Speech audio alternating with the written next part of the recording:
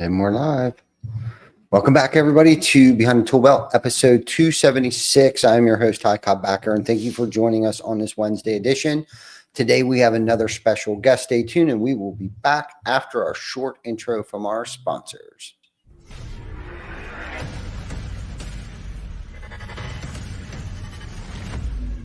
TC Backer. Roofing, siding, windows, gutters, solar. Roofing, siding, windows, gutters, solar. TC Backer.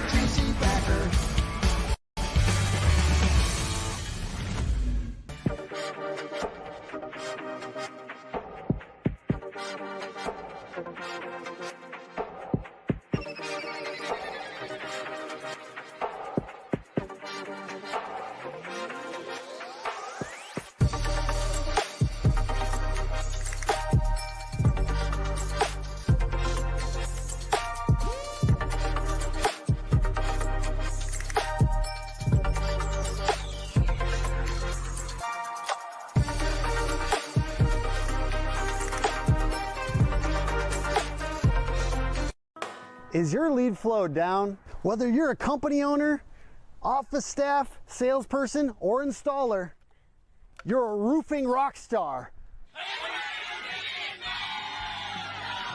We help you get more leads with custom SEO, Google Ads, and a pro website.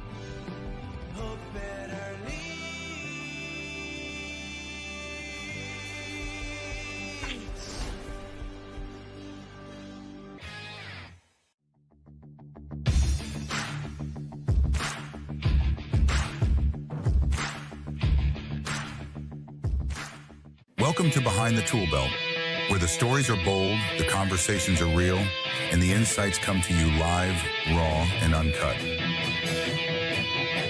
Every week, host Ty Cobb-Backer sits down with game changers, trailblazers, and industry leaders who aren't afraid to tell it like it is. No filters, no scripts, just the truth. Please welcome your host of Behind the ToolBelt, Ty Cobb-Backer. Welcome back to another episode of Behind the ToolBelt, the podcast where we dive into the minds of industry leaders who are changing the game, construction, contracting, and beyond. Today, I have another awesome guest, my friend, Woody Casey.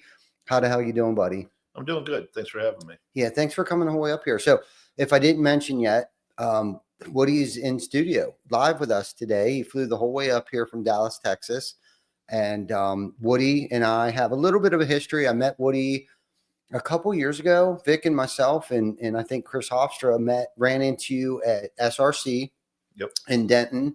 I think that was the first time we ever met at that ice storm in Denton, Texas, which is still one of probably my favorite conferences just because. It was an incredible experience because being snowed in for several days, it was a core group of people. It wasn't very big. Sorry, April Hall. She puts on an amazing show every year. Yeah. It's my favorite of all the ones I get to go to. But attendance kind of fell off for her because of that snowstorm. But for those of us that were there, I got to know a lot of people very well in the 3-4 days that we were snowed in. So it was an amazing experience. I wouldn't recommend it for a conference, but having done it, I look back at that's some of the funnest experiences I've had as far as a conference goes, just being confined in a space with people and having to get to know people because you're forced. And for an introvert, it's perfect for me to make me get out of my shell. So yeah, I can agree with that. Same. And most people wouldn't believe it, but I'm also an introverted. But that show was a good show. I got to Stephen Spence. Like you said, there was a core group of people. Stephen Spence with Project Map It. Got to know him real well. And there was a good core group of people. And I think the hotel handled it well as far as like not running out of supplies, because that was like my biggest concern. There's a lot of things that hotel did behind the scenes to make sure that we were taken care of. And one was most people probably don't know this, but the staff didn't go home. They stayed there in the hotel. They gave them rooms. So they were on for a while. They'd be out, they'd get some hours off, and they kind of rotated. But yeah, the staff didn't go home. And so we got to see the same people over and over again. Yeah. And there was the odd night where I happened to stay up all night. having fun. Mm-hmm. And the girl that did the breakfast comes down and she goes, "You guys are down here already?" She goes, "I'll get breakfast." And I'm like, "Holy crap, it's time for breakfast already." Mm-hmm. Yeah, it was a lot of fun. So Yeah. that was an odd fluke for me to be able to stay up all night, Yeah. because I normally don't do that. Yeah. So, No, we ended up staying up pretty late too. We actually we rented I think it was a Jeep Wagoneer, the new Jeep Wagoneer 4-wheel drive. We're from up north, so a little ice storm isn't going to affect us. So we went and found a Buc-ee's that was open. Never got to experience Buc-ee's before, and it was an experience that I will never forget. And that place was packed. yeah. Like there was people from all over the country in this one Buc-ee's. I feel like all over the world. It felt like, because nobody was on the road. But when you went to Buc-ee's, it was lit up like a freaking Roman candle. Buc-ee's is one of those that I didn't realize what a tourist attraction it is. Mm-hmm. Friends of mine from another state were there, and they're like, "Well, we have to go see a Buc-ee's." And Mm-hmm. I'm like, "It's a gas station. Why?" Like, "Well, we've heard about it. We've seen it. It's on our list of things to do." And it's like, okay, but they have gas stations everywhere. Yeah, bucket list. I can believe it. I mean, we've gone to a couple of them. There was the newest one that we've been to is right outside, I think, Greenville, South Carolina, going down 95, or Charlotte, maybe Charlotte, North Carolina, somewhere down 95. For us was the newer, like recently we watched it being built, so we had to stop in there, but I don't think we'll do it again. It's just too busy, too crazy. And we were hauling a trailer, the Behind the ToolBelt trailer, heading south, and it's just too much. I don't know how truck drivers. They don't allow truck drivers in there. Yeah. Okay. Semis aren't allowed in there. Yeah, I don't blame them, because we barely got through with the trailer on the back. Yeah, it says no semis allowed. Okay. So Makes sense. they when they opened their first one, so the first one outside of Texas went to Florida. Mm-hmm. And that was, I mean, it made news, Buc-ee's expanding and all that. I So bet.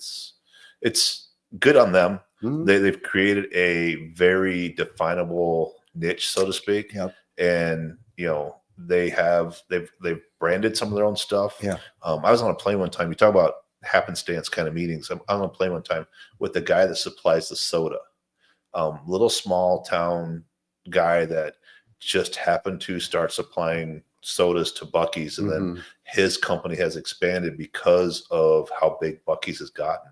And he's like, I never thought I could get this big, Mm-hmm. let alone have a brand like this that carries me. He goes, I'm getting into other places because of them. So it's one of those things that the high tide raises all boats kind of a thing. Yeah. And if you go into Buc-ee's, they got a few of the name brands, Mm-hmm. the top brands, Of but course. they're all this off brand, and nothing against that brand because they're good sodas. But Yeah. it's just one of those things where they have this little supplier, or had a little supplier. He's getting bigger now. Yeah. But it's just right place, right time. Yes, exactly. We were kind of talking about that earlier, where your network becomes your net worth. Yeah. And that's a perfect example of, providing a great service and a great product at a reasonable price, I would imagine. And now he has the opportunity to provide Buc-ee's with all their beverages, or their sodas, that particular soda, I guess. But no, it's good. It's good. So for those of you that don't know Woody, I guess we should probably introduce Woody, and to tell us a little bit about Woody isn't from the roofing industry, and I want to get into that conversation, like where that connection came from, and I'm sure you can share that with us from your background of things like that. But we met Woody at a roofing convention, and I get the privilege to be in a mastermind group with Woody as well. Vic got to share some time with him this past what was it, January?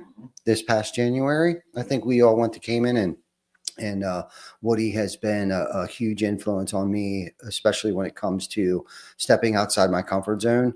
Because scuba diving's not, I don't know, very comfortable at times. It's become comfortable for me, but you've been an inspiration for me, of watching you and how relaxed you are in the water. Allows me to know that, this is fun. It reminds me, you watching you and just having fun under the water and stuff like that. So I appreciate that. And I appreciate you a lot. So give us a little background, tell us what industry you're in, and then how you got to this industry. Okay. And then what it was like, what it's like now, and how you got here.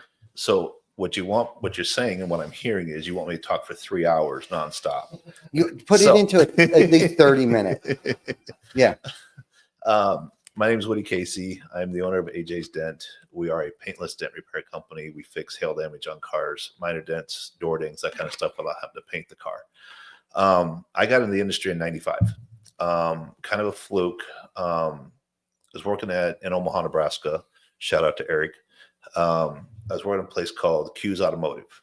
And having graduated college a couple years before, and having realized that I was not built for corporate. I was not built to sit in the cubicle, and I was not built to play nice in those kind of settings. I learned I was fine in college, but when I got out of college, I realized that there's no filter between my brain and my mouth runs faster than my brain. So being in a corporate structure wasn't going to work for me. So I was working in an automotive industry, which growing up on a farm, I've got very good skills with cars, and I can fix almost anything except clocks. But I was working in an automotive, and one of the guys I work with had quit and comes in a week later, says he's learning how to fix dents in cars without having to paint it. And this is in 95. And I'm like, yeah, it's impossible. I've been around cars all of my life. If there was anything out there like that, I would have heard about it. He goes, no, it's true. And so I went and checked it out, interviewed, got hired, and started my career there. Worked briefly for that company. Those in the roofing industry can relate to not getting paid. I worked for 2 months. I worked for 6 months for that company for about 2 months for not getting paid. Left that company. There's a short story about how we got AJ's Dent, the name, but went on and started my own business and started working as a subcontractor for other people. Moved to Colorado in 98. Had an opportunity. I worked for a company called Admiral Auto Body and Glass from 97 to 98. They opened up some stores out there. I went out there. We parted ways about 6 months later, and I started on my own. Had a great time living in Colorado, working there, built a decent sized business there. The downturn of the economy in 07, 09, we took a big hit. I lost 30% of my body shops. They went under. Some of them owing me money, which caused some financial hardships for me. Came back from that, and we're still going strong. So, or still trying to go strong, I guess. And the second part of your question is, why am I in the roofing space? Yeah. So about 6 years ago, I guess now, shout out to Charlie Chena. Friend of ours, went to work for him out in Vegas, and he was tied into Win the Storm. And I come into work one day, and Kim goes, Tasha's going to sell us tickets to a roofing convention, so we're going to do a Zoom call. And I looked at Kim and I said, we work on cars, not roofs. And she goes, Tasha's a good friend, and Tasha's done some of our marketing and some of our internet stuff, website design, and good friend. So she's like, we can spend an hour listening to her give a pitch. She needs somebody to practice on. I'm like, okay, great. Sit down, and she goes through her pitch. She does a great job. Charlie's off screen a little bit, just coaching her here and there. She gets all done, and I lean over to Kim. I said, buy 2 tickets. I don't care what they cost. Just buy 2 tickets. It'll give her a first sale. And somebody who does sales, your first one's always our hardest. So let's just buy 2 tickets. We'll make her look good. So we did. A couple months go by, and Kim goes, hey, we got these tickets to that roofing thing. And I'm like, again, Kim, that's roofing. We're in cars. And she goes, but it's in Vegas. And I'm like, okay, we'll make it a company trip. I said, get your husband, get 2 rooms. We'll get tickets, airplane tickets. We'll fly out there for the weekend, call it a work trip, air quotes, and have some fun in Vegas. And I like to play poker. And, if I don't go to the roofing convention, I'll just play poker for the whole time. So we go out there, and of course we got to put in an appearance because we did pay for the tickets. So we go down, and the first people we run into is the Valor Roofing out of Denver, Colorado, friends of ours. I'm like, oh, well, there might be people here we know. So start walking around. This is the first time I ever saw Sam Taggart. I watched these guys get up on stage and get awards for being $1 million producers. And I was in the process of trying to hire outside salespeople. And there was some roofing companies, a lot of roofing companies there, and starting to have conversations with them, realizing that we have a lot of things in common. We have to deal with adjusters who don't know what they're doing. We have to deal with insurance companies who don't want to pay for what we do. And at the end of the day, we have the same clients. They're customers who have hail damage on roofs, have hail damage on cars. So coming back from that event, and I can honestly say Sam Taggart's probably the one who had the biggest impact on me at that event. And just his mindset on sales and stuff made me start to think about that. So coming back, I sat down with Kim and our IT guy, and he said, I want something that I can present to roofing companies. There's plenty of crossover between roofers and paintless dent repair people. And I know plenty of companies in my industry that will see a roofer, a sales guy walking down the street and say, hey, for every car you bring me, I'll give you a couple $100. So that guy spends half his day shuttling cars back and forth for this PDR company, paintless dent repair company. And the guy who's paying him to be on the doors is losing money. So I didn't want to do that. So I wanted something that was transparent, something that I could be held accountable for, because going into it, I realized that those clients are the roofing company's clients, not mine. So I have to be at a high standard in order to get them to refer, because you don't want to refer somebody that's going to do a bad job. Right. If you're putting a roof on there and you outsource your windows or your gutters, they got to show up the day they say they're going to. They got to put on a quality product. Otherwise, it makes you look bad. So I want something that where if 6 months down the road, there's a problem, the roofing company can call me and ask me, and I will know what's going on. So part of that process was that we use Job Nimbus. It doesn't work for my industry, but it works great for yours.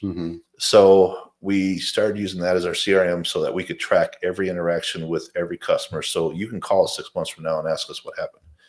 The other thing that I told my IT guy was I want something that gets it when we get the leads, we know where it came from, and they're not just out handing out business cards. So something that was trackable. So he built us a web page. So we built a landing page for every roofing company that we work with. It's logoed with their logo, and it's a little bit about us and a little bit about how the process works. But most importantly, there's a client fill out form on it, and they fill that out. We get an email. It shows us which roofing company sent it, which sales guy sent it to us. So, because we pay commission back to the roofing companies for it. And our checks don't go to the individual sales guys. They go actually to the roofing company, because I want every owner to know what their guys are doing. If they're giving us leads, if they're not giving us leads, what the return is on that. So I want everything to be able to go through the company owner first and then out to the sales guys. So we pay commission back to the roofing company, and then they split up between them and their sales guys. So that's kind of how all that kind of came about. And we've had the privilege of working with, I couldn't tell you how many roofing companies, but we've worked with quite a few, mostly in the Hail Belt, Atlanta, Chicago, Minneapolis, Denver.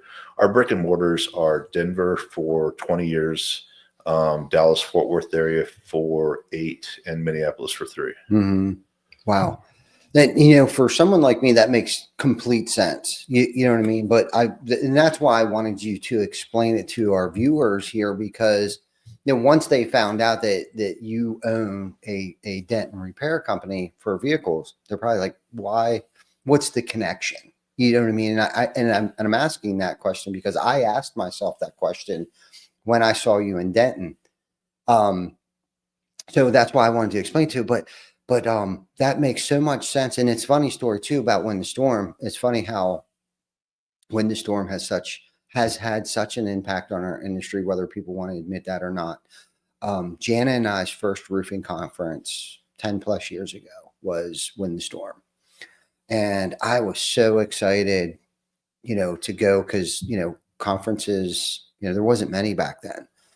And so we went out to Vegas, because I think the first few at least were in Vegas. At least the one that we went to was in Vegas, and we went out there and we came back different. Like, first and foremost, we thought that we were hot shit on a silver platter. But when we got there, we realized real quick that we were just a cold turd on a paper plate doing the volume that we did at that time. Okay. But because of that, it had opened our eyes to so much more. And we discovered that we weren't by ourselves anymore. And you said Sam Taggart had an impact on you. Well, Scott Riapala, I don't know if you know him or not, Interstate Roofing. He was one of the speakers there. And he is giving me goosebumps right now. Just thinking about it, had such a huge impact his personal story resembles a lot of Jana and I's personal story. And so it resonated. Everything that he was talking about, from the ebbs and flows and personal difficulties and professional difficulties and everything. Like, basically, he just shared his story up on stage. It wasn't like he was dropping nuggets out there. It was just more inspirational. He's a true bootstraps. Come from nothing, made something. Same. You know, it's giving me goosebumps right now. I mean, and then we ran into Eric and Paul Reed for the very first time. Met Eric, and I was terrified to go over there. Again, I'm an introvert, right? So on the expo floor, everybody's got their signs up, and it said roofers in recovery.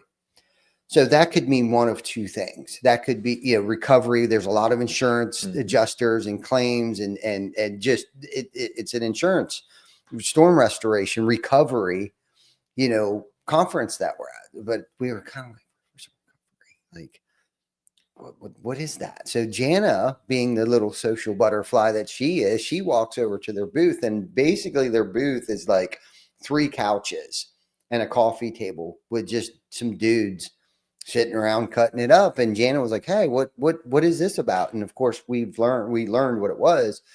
And of course, this is like the greatest day of my life. We listened to Scott Riopala on stage. We're at a roofing conference. We're not in this by ourselves anymore. You know, it just opened up the whole roofing industry to us. And so it sounds like you kind of had that same aha moment when you came back home. Your juices were flowing. You know, it's yes. In a way I never really imagined. You know, we talk about this a lot. I don't really consider myself a smart person, but I know I am in some ways. But when you meet people like Sam, like Scott, like Paul, and other people that are in the industry, and you know, I've got a lot of friends in the industry now that they may not be any smarter than what you are. They just think about things a little bit differently. And learning how to open your mind to other possibilities. In my industry, I've made a lot of mistakes. I was very closed-minded for a long time. I was very, being an introvert, you know, I got a lot of things on my plate for a long time, and I did very well with it. And then that plate started to shrink, and I couldn't figure out how to get off and get another plate, so to speak. And so my plate started shrinking. And then 07, 08, 09 hit, and it really shrunk. And I struggled, and I went back to what I knew, which was traveling and chasing hail. And yeah, I can make great money doing that, but that's not where my passion is. I wanted to build my business, not work for somebody else's business. So going to the roofing conference, and I tell this to everybody in the roofing industry, I have better friends and more connections inside the roofing industry than I ever did in my own. And it's weird to say that because I've been in mine for 30 years. I've been in roofing for like 6. Not that I'm actually in roofing, I'm just, you know, in adjacent. the space. Yeah, right. I'm in the space. Yep. And the friends I call when I need somebody to talk to are in the roofing industry. You know, the friends I call when I need advice, the friends I call when I have a great day, they're in the roofing industry. They're not in mine. You know, and it's amazing how the roofing industry is where I wish my industry was. My industry is starting to get there, but it's a decade behind the roofing industry. We're still in my industry. There's still a lot of cutthroats out there, a lot of shady characters, a lot of guys who do business every year and then change their company name so they can hire new guys and screw more people over. And I know it's happening in the roofing industry, but you guys are rising above that a lot faster than we are. And I really love that about your industry, that you got guys who will put on mastermind groups with other roofing owners and be supportive, even if they're in the same market. You know, it's amazing to watch that and that camaraderie and that kinship fellowship that's there. I absolutely, it's one of the things, like, I get goosebumps sitting here talking to you about this because it means so much to me, because I've been able to do things in my life that I never thought I would. Some it's from the connections I've made in the roofing industry, and some it's just from the industry that I'm in, because it's like roofing, it's good money, you know? Yeah, I have a college degree, but I got a lot of friends that are in my industry that maybe not made it out of high school, but they're making 6 figures a year. I've traveled all over the world. We talked about this before in scuba diving. There isn't hardly anywhere in the world that you can go scuba diving that I haven't been. my list of places I still want to go to is small. Mm-hmm. My list of places I want to go back to is very huge. Mm-hmm. And I get that freedom and that financial ability to be able to do that. And my girlfriend and I are going to the Maldives in a week, and I can't wait to take her there. Mm-hmm. You know, I don't get too excited about things until I get there because I've had bad trips, but you know, I'm talking about it like this. I'm fucking excited about going. You know, I get 10 days. I get to go scuba diving. I get to show this stuff off to a girl I love. Mm-hmm. You know, it's amazing to me. So, Yeah. and I can truly say that scuba diving is one of my biggest passions. Mm-hmm. So, yeah, I know that for sure. And I've got to witness that and experience that with you, alongside with you. You mentioned something earlier, you know, about not being the smartest guy, and I think, you know, it sounds negative, but I know you're not putting yourself down. And then you did follow up with saying, you know, in certain facets, certain areas, right there, or you don't think of things the way that other people might. And I think as business owners or parents or leaders of whatever, I think that can be one of our greatest strengths, knowing that we do have deficiencies, okay, weaknesses that we're not so good in. So, and obviously you've identified that. How long did it take you? And we talked about this earlier before offline here, but how long did it take you to be able to put the pride and the ego down? Like, when did you identify, like, look, I'm going to raise my hand. I'm waving the white flag here. I need to surround myself around smarter people. Like, what was there a moment? Was there a tragedy? Was there something in your career where you were kind of like, you know what, I need to open up and I need to start asking for help? so probably a little bit of it started. Um, there's a couple of turning points in my life. One was realizing that family's not family. That family will take if Mhm. you let them. And I thought that I could be the Superman and the hero for everybody, and it cost me a lot. Mhm. So coming on the backside of that, I had to kind of change a little bit.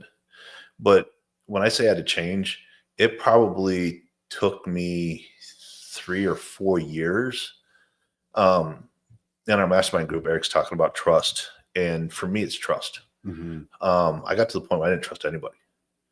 And not to go too deep into this, but I told you I went to therapy a long time ago. Mhm. And what my therapist told me is, when the people that teach you how to trust, meaning your parents, break your trust, Mhm. it is hard to recover.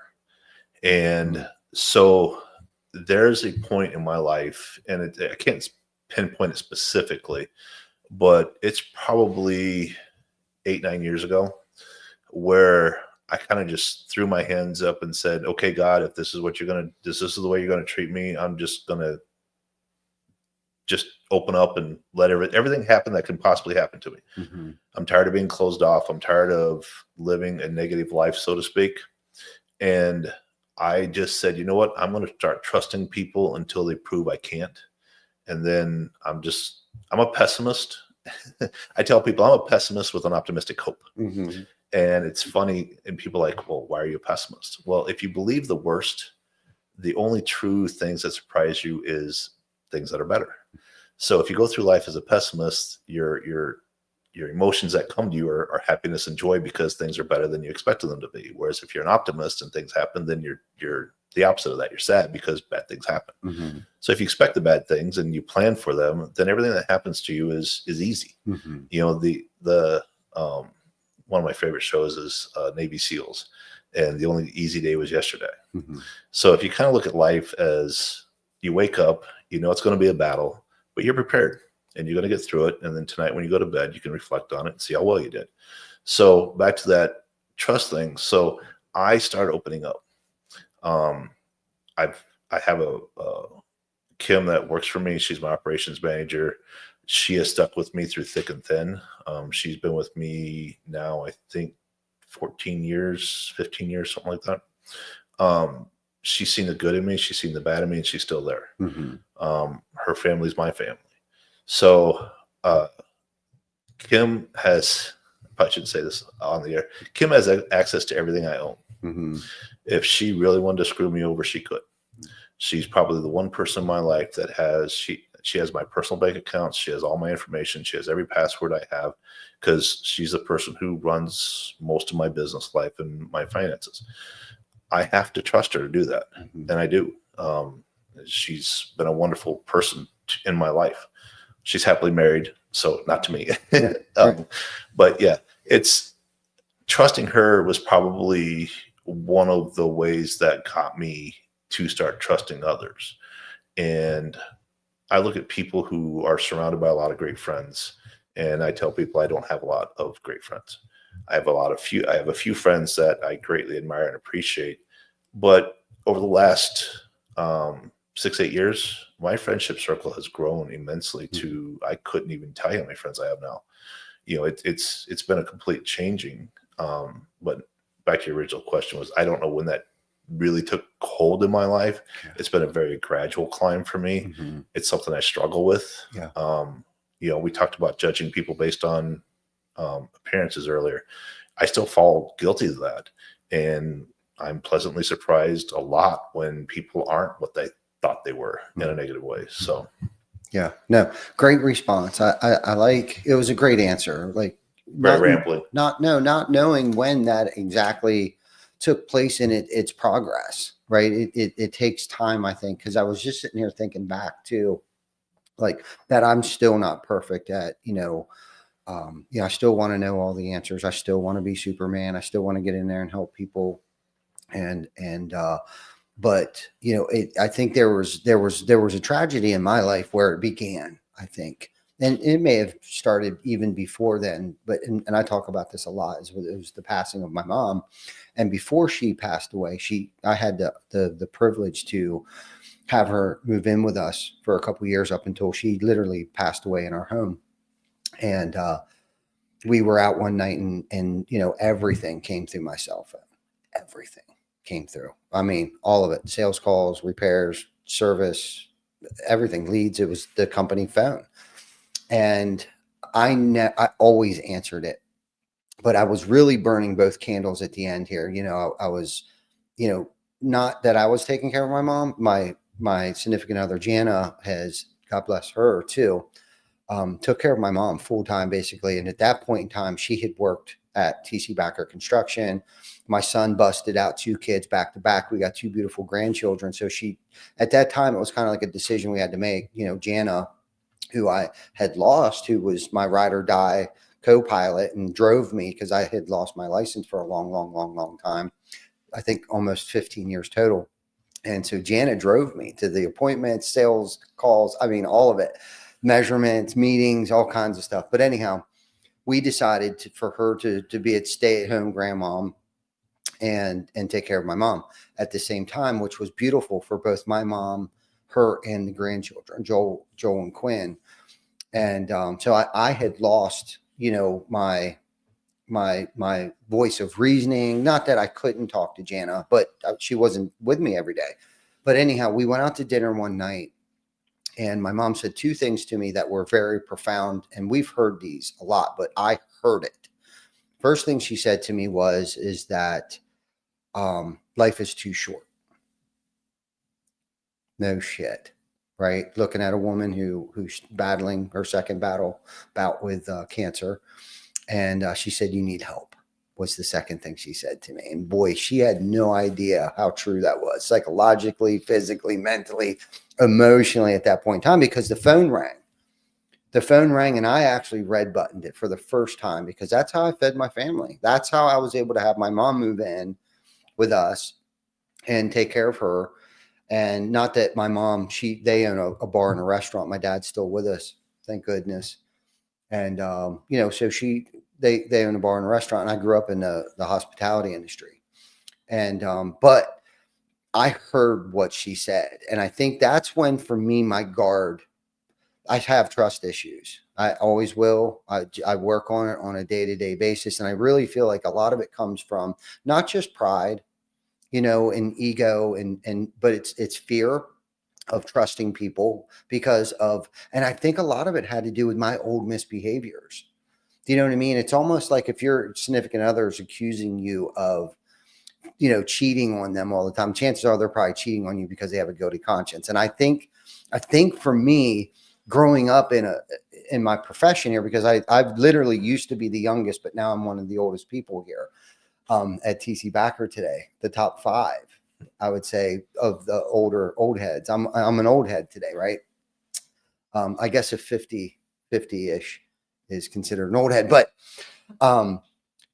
anyhow, I feel like, so I went and I tried to find some help, and we had a great team, but I didn't run it that way. Like, I didn't empower people.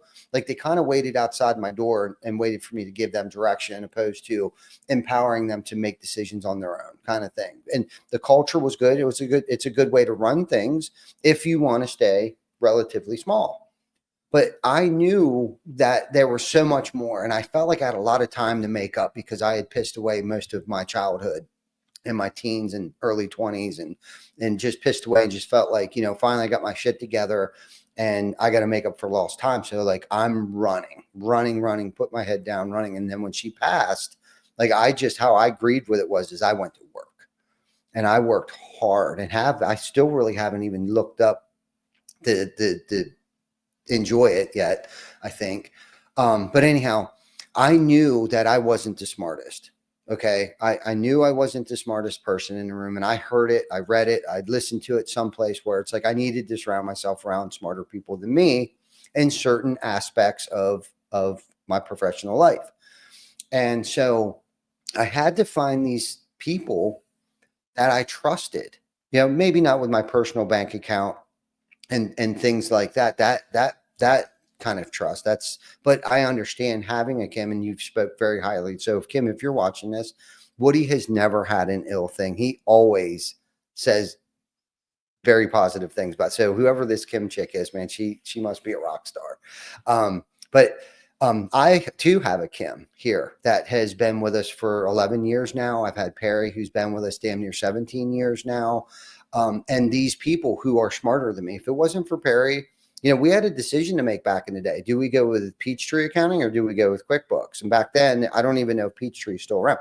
We chose, thank goodness, QuickBooks. Perry helped get that up going. Like, I'm not a CPA by no means, so I delegated and empowered. Again, here we get empower people to and leverage their strengths, because Perry's pretty nerdy and he's good with Excel. And guess what? The engine behind QuickBooks is pretty much Excel spreadsheets, right? Kim came in, she's good with numbers and very organized, and that way gave Jana some time to kind of back away from the business a little bit. And then like Chris Baker, we got Glenn, like all of these really smart people that are making decisions, right, on a day-to-day basis. And they're probably having a meeting upstairs right now that I don't even know what the fuck they're discussing. Right. But if we want to be and want to have impact and want to empower people and create change in people's lives, we have to let go. And I think if you can really have that mindset of, getting the ego, getting the pride, getting the fear, removing fear. And again, I'm not saying that it doesn't creep in every now and then. And I don't wonder, what the hell are they talking about over there? Are they talking about me? Are they talking about how shitty of a leader I might be?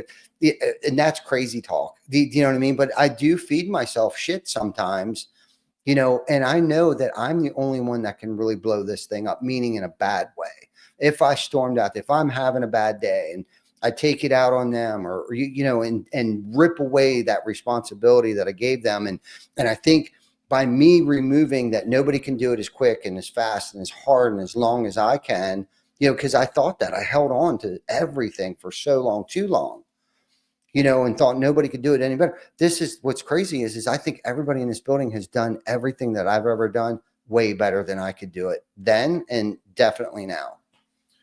For me, it was control. I'm a control freak. Mm-hmm. I want to know everything. Like you said, I know everything, Mm-hmm. and I want to be involved in everything. Mm-hmm. And one of those side effects of not trusting people is not sharing. Mm-hmm. Yes. And I don't know if Kim knows I tell this story, but I owned a men's salon for almost a year. And Kim made a mistake one day. So I came in the next day and we were going to have a conversation about it. And I said, why did you make this decision? And she goes, because of this, this, and this. And I was like, well, what about this, this, and this? She goes, well, I didn't know that. And my problem is information. I was always taught information is power, and power is what you want. I realized that for me to be more successful and to be better, I have to freely give all the information I have. You may not agree with it and you may not understand it or whatever, but it's my job. And I tell people and this all the time that I'm going to overshare. I talk too much. I know that. And I'm going to tell you too many things about myself, about my personal life, about all the bad things about me. But I always figure that the more information people have, the better decisions they can make. And that was kind of a turning point for me and Kim in our relationship, was the realization that if I'm going to let her have the power to make the decisions, I also have to give her all the information I have. And I tell people this all the time. If I die tomorrow, the company's not going to suffer. But if Kim dies or quits, I'm screwed. Because she does so many of our relationship is very symbiotic. There are a lot of things that I'm really good at, and there are a lot of things that she is really good at. And the thing is they're not the same. There's overlap, but there's not that much overlap. Yeah. People in my life, girlfriend, get upset because I don't know what day of the week it is. I don't know what's on my calendar. I don't know what's my schedule like, because Kim does. And if I want to do something, Kim has to put on my schedule so that I know that it's coming up. I can lose months because I got my head down and I'm working and I don't know what. Someone say, hey, this trip's coming up in January. Yeah, we got months. Dude, it's December. Okay, that means I got to start figuring that out. So I don't think of a calendar in linear. It's kind of abstract for me. So you can tell me something's coming up in October and I'm like, okay, and I'll forget about it. I don't think that it's 5 months away or 6 months away or whatever. It's abstract. It's out there somewhere. So the other thing that Kim has helped me do is get the rubbish out of my brain. I'll come in, and we don't do it now as much as I used to, but we have what we call data dump days, where I'll come in and I'll have 15 different things rolling around my head, and I can't think straight because they're cluttering up my mind. And so I'll tell Kim, and she'll write them all down, and then we'll go through and cross out the ones that are bad ideas, and we'll look at other things about, hey, let's find somebody that can do this for us or do that, or this is something we're going to work on. And unfortunately for Kim, a lot of that falls on her shoulders to get that stuff done, because I think of these things and then I need to implement them, but I have no idea how to implement them. So I have to make her go find somebody that can implement that or teach us how to implement it or make us better. So yeah, for me, it was learning to give up control, and I still struggle with that. Yeah, me too.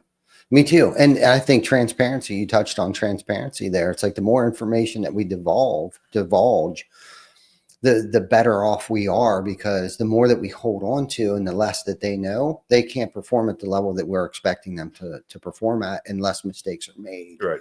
You know what I mean? Because she made a mistake. And I think we deal with that too. And realize those aha moments. Like, it sounds like you had like an aha moment, like, well, no shit.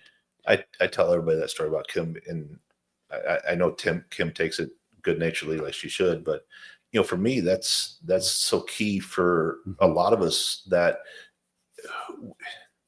we were talking about salespeople and giving in and potential. And, we look at people and we hire them based on what we think they can accomplish. And then when they don't, is it because we didn't pour enough into them, or they're not performing on their own? And me just pouring everything I can into somebody, one, I get emotionally attached to that person as an individual, and I don't want them to fail, but also having enough realization that you can't make somebody succeed if they don't have the drive, the work ethic to show up every day and get it done. You can train somebody to be the best, but if they never implement it, they're never going to be. So that's kind of that dichotomy. And we talked about that. I told you about that NFL coach that said, son, your potential is going to get me fired. And I have to remind myself of that when I am looking at somebody's performance, is, are they performing to where they should be? Are my expectations too high for them? Am I not allowing them enough grace to fail and then succeed, or are they just not performing because of something on their end? Yeah. And sometimes it's a hard look inside. And for me, I don't always meet my own standards.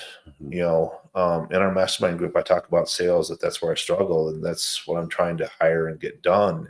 But I don't always hold myself to that same accountability that I hold that I want to hold the sales guys to. Right. So that was weird. Things got glitchy. No, I'm guilty of that too. I'm guilty of not holding to my own standards that I expect everybody else to. And I'm also guilty of not giving enough direction. I don't know if I assume people should probably know certain things, or I expect them. It's funny because I was talking to Jana last night. I think it was last night, about being able to read my mind. Like, what do you mean you can't read my mind? Like, and she's learned how to read my mind, because I was giving Tam shit the other day. I was like, you need to know what I need before I know I need it. You know what I mean? It's kind of like Jana was like, she can't read your mind. Do you know what I mean? And I don't know if Tam would be watching this or not, but we were kind of having a discussion about Tam, my assistant, because not that she fails by no means. She has definitely improved the quality of my life and the business, just because of, like, yesterday, she was like, don't forget this, don't forget this, don't forget this. And then 5 minutes later, she knows me well enough to remind me again. Did you do this? Did you do that? Did you do this? Yep. And it's like, we need that. But getting back to, like, the direction thing, like, I've been using, there's a cemetery over here. I've been using that as a metaphor here lately. I'm guilty of telling people, just go to the cemetery with zero direction. Just get over there. You'll figure out what you got to do when you get over there. Okay. Well, then they're kind of like duped to doing their way over there, trying to figure out, like, why the hell is he sending me over to the cemetery? When all along, what I needed you to do is there's actually an oak tree that's in that cemetery over there. And every time the wind blows, it's damaging the top of one of the tombstones. Okay. Well, if I would have gave you just that much clarity, you'd be like, oh shit, okay, grab the chainsaw, run over there. But then when you got over there, you discovered there's 2 other oak trees. And because of the empowerment, right, they already know. They might say, hey, there's 2 other oak trees over besides one. Do you want me to take care of them? Yep. So they're over there. They clean up the oak trees. Well, then they discovered, shit, there's leaves all over the place. Maybe I'll rake it up. They'll rake up the leaves. Then they discovered, hey, the grass is getting a little too tall. Yep, mow the grass. And then they can start seeing the actual faces of these tombstones. They're like, hey, we can't read the words. Maybe we should power wash it, right? But with just that little bit of clarity up front, right? It doesn't even have to be a whole lot, but just some direction, right? So they're not like trying to figure it out. And then I'll get pissed because they didn't figure it out with very little. Just go over to the cemetery as far as directions go, right? Because I'm guilty of busting people's shit up. Like, what do you mean you didn't figure it out? Just figure it out. And for the longest time, Glenn's job description, he asked me what I had went through and asked everybody to write out their job descriptions for me. And Glenn calls me up. He's kind of pissed off at me a little bit, quite frankly, because one, I think he thought that I thought that he wasn't doing enough. And that's why I wanted everybody to write out their job descriptions. It had nothing to do with that. And Glenn's like, and he was like, what is my job description? And honestly, the only thing that I told him is whatever it takes. And that was good enough for him. Like, it really was. But like a year later, I'm like, that's not good enough either.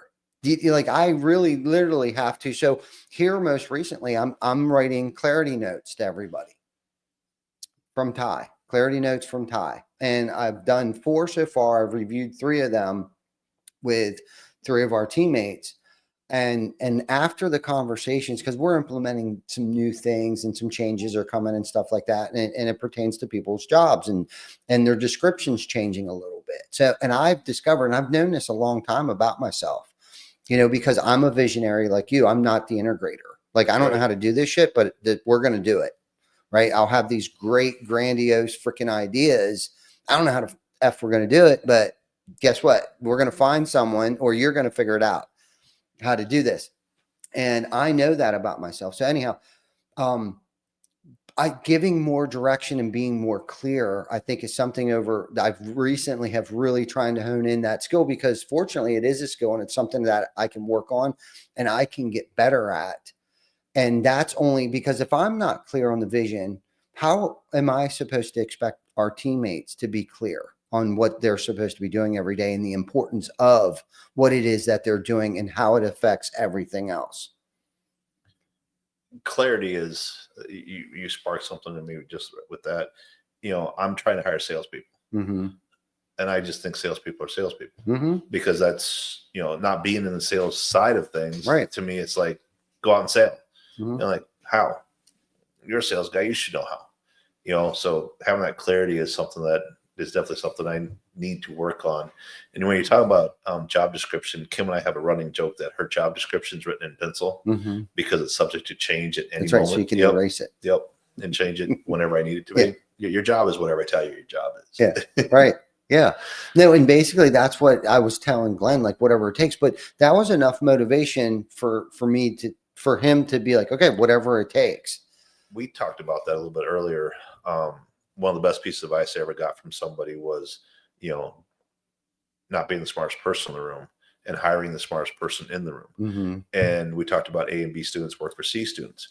And when you give an A and B student clarity and direction, Mm-hmm. they're going to follow that to the end of the road. Yep. But if you do that with a C student, they're going to go, okay, and then what? Mm-hmm. Or they're not going to go on that path because it doesn't fit their, the way, their brain works. Mm-hmm. And I have this conversation a lot that my brain doesn't work linear. It works abstract. It's a visionary. It's I'm all over the board. So I can't sit and be task orientated as much as I used to be able to, because my brain squirrel. Yeah. And it's off on another tangent. I'll be in the middle of a conversation with somebody on the phone and forget that I'm in the middle of a conversation on the phone and start dialing somebody else. Mm-hmm. And I've done that. And it's like, crap, I forgot, sorry, because they hear me, what are you doing? I'm like, oh, fuck, I was calling somebody else. It's like, crap, so I've done that. And the thing is, I can say I've done it more than once, Yeah. So my brain just doesn't always work the way other people's do it. It took me a long time to realize that it was okay to do that. Yeah. And to be that way. Mm-hmm. That's probably when you're talking about, coming into your own and figuring out your own path. That for me, one of the biggest realizations, and I saw, and I told a friend of mine this a long time ago, that they asked what I was thinking. And I said, you really want to know what I'm thinking? Or, like, yeah. I'm like, okay, imagine a merry-go-round with 12 horses on it. You got the lights, you got the music, you got the disco ball in the middle. It's flashing lights. It's loud. Each horse in that merry-go-round is a completely different topic. And I'm thinking about 4 at any one time. Mm-hmm. And if you imagine 4 of them being lit up, and then one's going to start to dim and 2 more. So I'll be thinking about 5, and then that's going to drop down to 3, and then I'll be back to 4.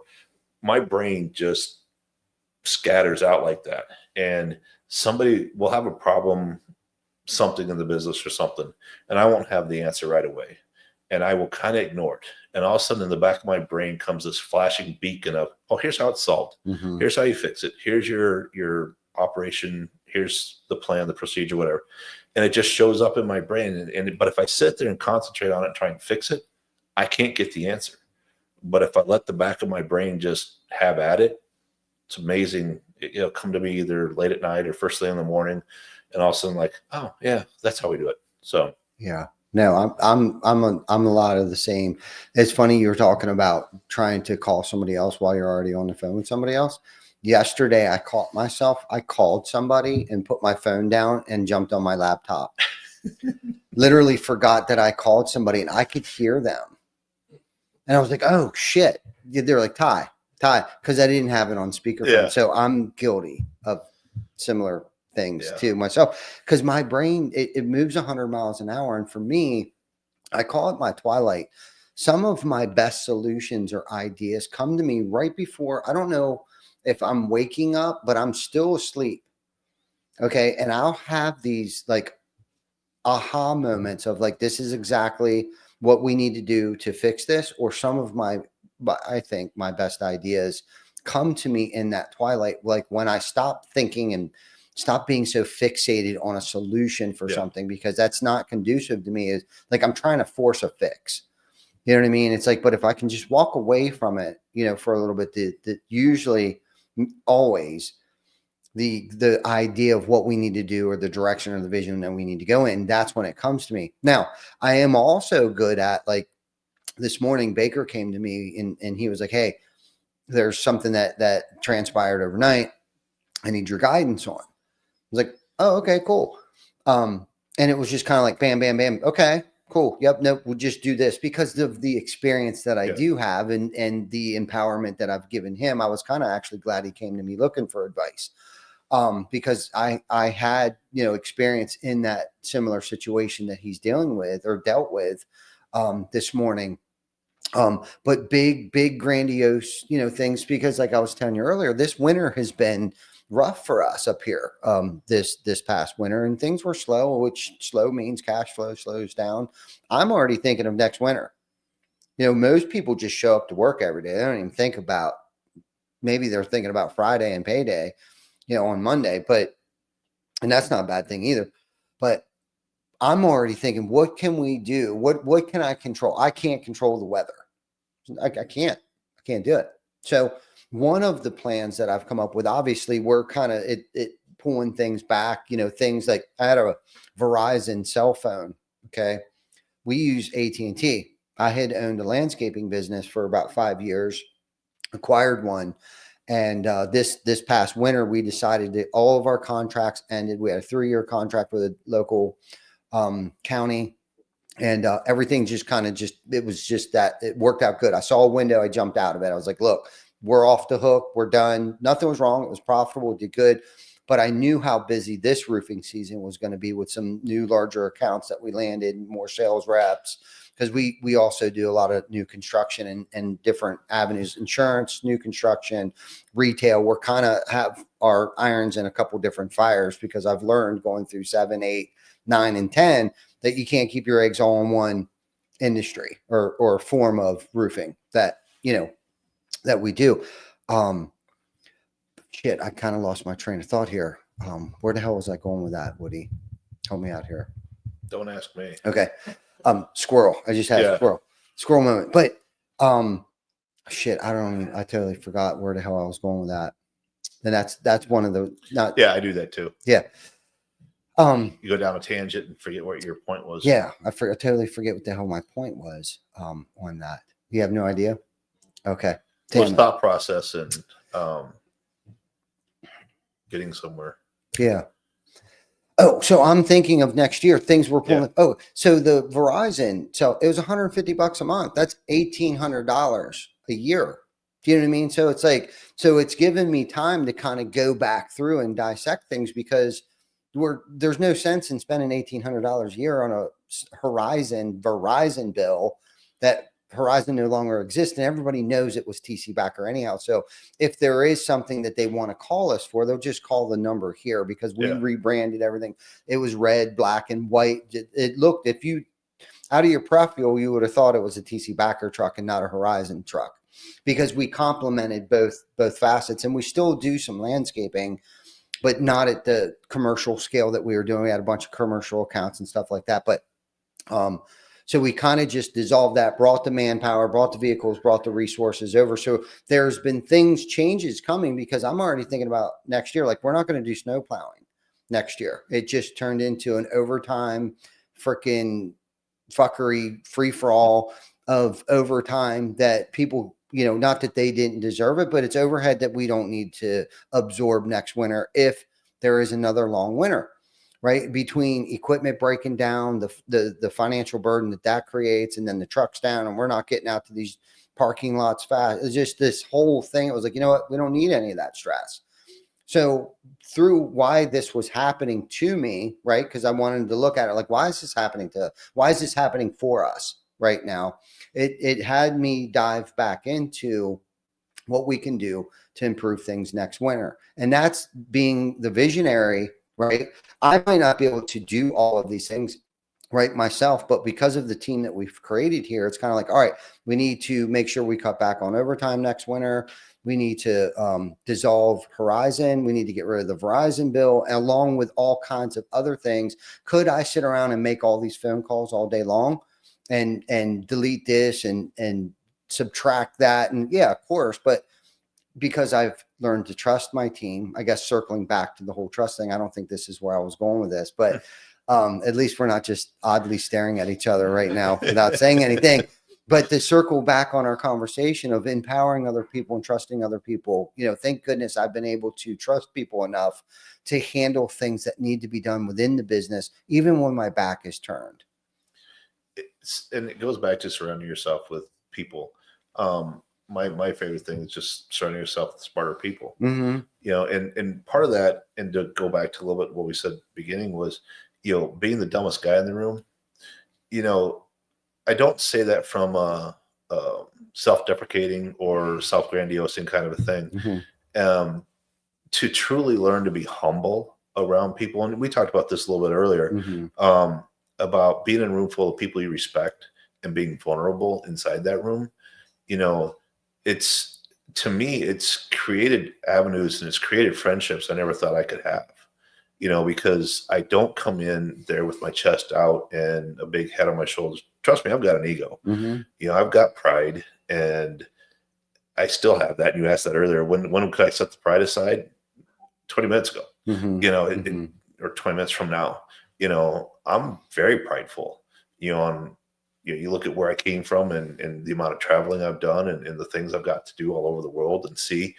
I'm very prideful in my stuff, but every once in a while, when I get a little bit too big of a head on my shoulder, the man upstairs kicks me in the nuts Mm-hmm. and says, pay attention. Yeah. This isn't about you. There's something else. And you talk about, why is this happening for me? I love that mantra. Mm-hmm. Because I just had this conversation with a friend of mine a couple of weeks ago. He's going through some issues, and it's like, remember, you're going through trials and tribulations right now for a reason.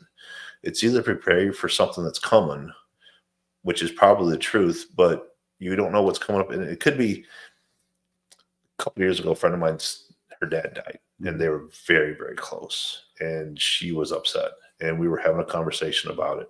And she's like, I can't understand why God would take such a wonderful human being, my father, Mm-hmm. this, that. And I said, you have no idea. I said, there may be a time when you're standing at the airport and you're in line with somebody who just lost their father, and you can offer words of comfort and words of wisdom to them. Mm-hmm. And it may be only a 5-minute conversation, but that conversation could mean the world to that person. Mm-hmm. And without you having gone through what you went through, you wouldn't have been able to help that person in that moment. So yeah, our lives get hard. Our lives get tough. And there are things that I've gone through that I'm like, why do I have to go through this? Why is this happening to me? Mm-hmm. We talked about my 2023 year, which was a crap year of a year for me. I don't know why I went through that. I'll probably never know, but I got through it. There are times where I was outside kicking a tree because I was just angry at the world and angry at everything. Mm-hmm. But I got through it. I'm not as financially set as I would like to be where I'm at right in my life right now, but there's a path forward. And every day, like I said, we get up and we take that extra step and we go one more step, and pretty soon you're going to be there. So, it's truly being humble is very hard. It's a lot harder to be humble than it is to be prideful. And we talked about being comfortable, being uncomfortable, and that's part of it. I'm putting myself in places where I'm extremely uncomfortable. Roofing shows, conferences. Last year, I spoke at 3 of Chad Michael's events. Mm-hmm. The smallest was 150, largest was like 300. Wow. Being up in front of there for 10 minutes terrifies me. I get tunnel vision. I have a hard time just putting words in front of each other just to get them out. And I've only got, the first time I spoke was like 3 minutes. Mm-hmm. The last time I spoke was 9. I got more comfortable doing it, and it wasn't as bad. So, but yeah, it's still tough. Yeah, it is. Being resilient too, bouncing back, after bad news or a bad situation or even a bad year, and having the tenacity to just keep moving forward. I think that's the thing about entrepreneurship, that social media, lately or nowadays or always has been doesn't show, that it's always the glam shots, and it's never the ugly stuff. And if it is ugly stuff, it's usually somebody pointing other people's shit out, right? And they're probably the ones that are pointing the finger have three pointing back at them. Yeah. You know what I mean? And this isn't easy, and it hasn't been easy.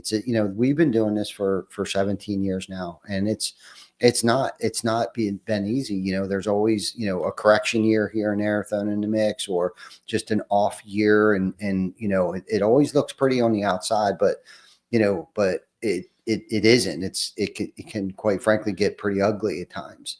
That's one of those things about social media is nobody ever posts their negatives. Mm-hmm. It's all about the trips, the pictures, the wow moments, Mm-hmm. but you don't see the 23 hours and 50 minutes of all the crap they got through to get that 10 minutes. Mm-hmm. And I'm as guilty of this as anybody of being jealous of other people's success. And I've had to teach myself to be grateful for other people's success, and to offer genuine words of, I am so proud of what you accomplished. You and I talked about what happened to us in the past and things like that. Mm-hmm. Where you're at today isn't anywhere near where you used to be. Mm-hmm. Congratulations. Being able to say that and genuinely mean that, sometimes it's a struggle for me, because you look at people who you don't think work as hard as you do or put in the effort you did, and they were blessed with a storm at the right time, or they hired the right person to create their sales team that made them millions of dollars. And you're like, I went over here struggling trying to figure that out. Why are they winning and I'm losing? Yeah. They're just winning differently. You're still winning. If you wake up every day and you go to work and you're trying, you're still winning. Mm-hmm. And congratulations for that. But sometimes it's a struggle, and that's pride saying, why is it them and not me? Yeah. So having kind of trying hard to put my pride and my jealousy aside, which I struggle with, to be able to be happy for other people's accomplishments.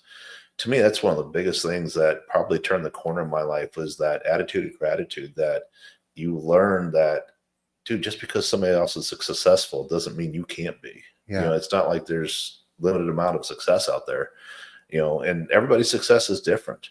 You look at, I'll use my mom's generation for an example. Their greatest success was raising a family.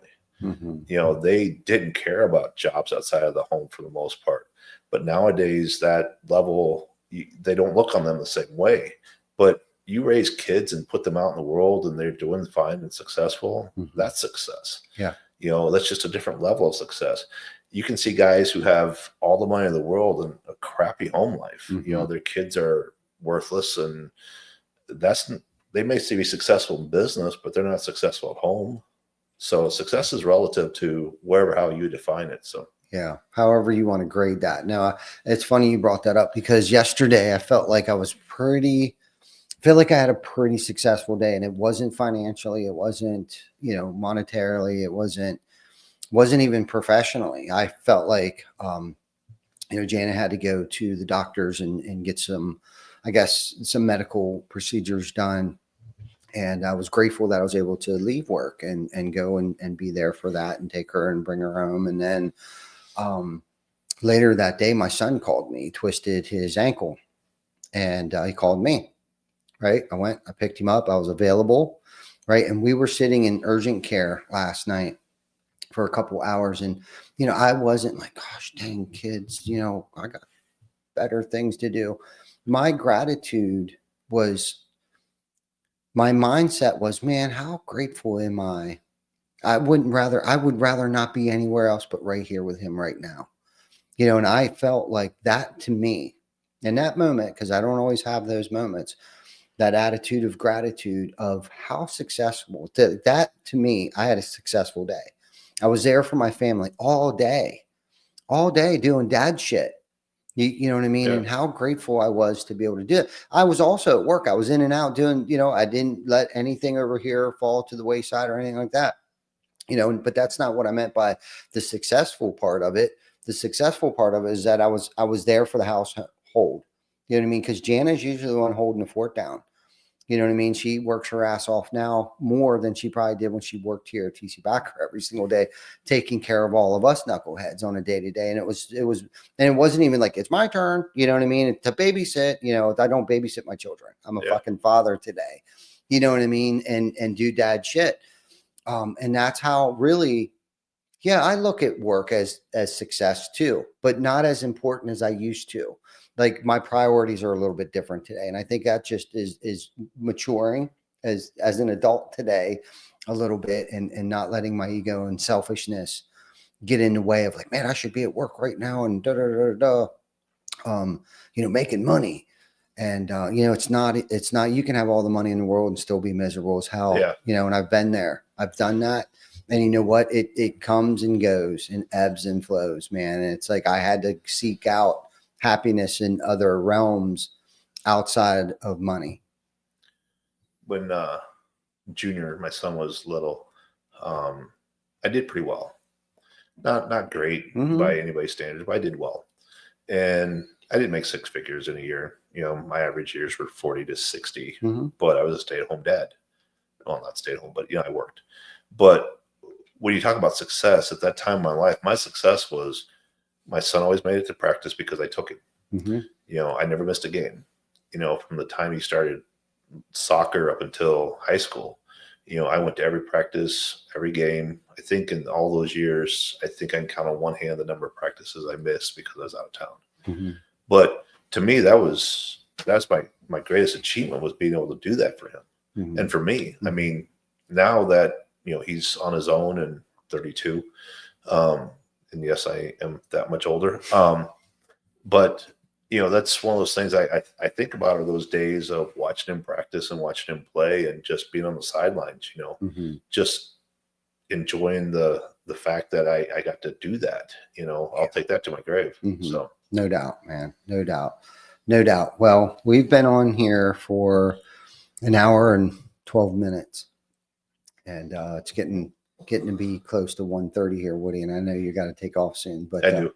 Thank you for sharing your insight with our audience, man. Thanks for having me. Yeah, hope it was entertaining for everybody. No, it was great. It was great. You did a great job. So thank you so much for coming on, and thank you everyone for joining us on this episode of Behind the ToolBelt. And if you found any value in today's episode, share it with someone in your crew, and make sure you subscribe for more interviews with leaders in our trade. So until next week, you guys take care of each other. And again, Woody, thank you for joining us. Thank you for having me. Yep. You guys have a great day.